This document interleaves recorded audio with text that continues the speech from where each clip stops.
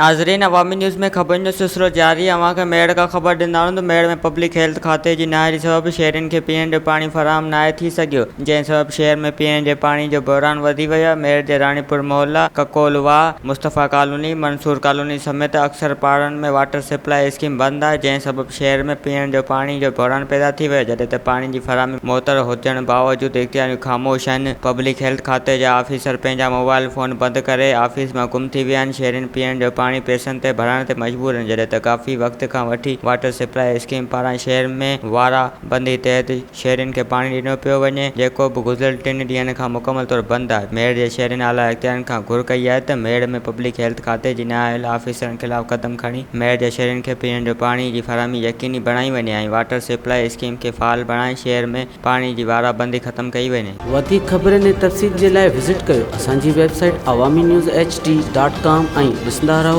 Awami news HD।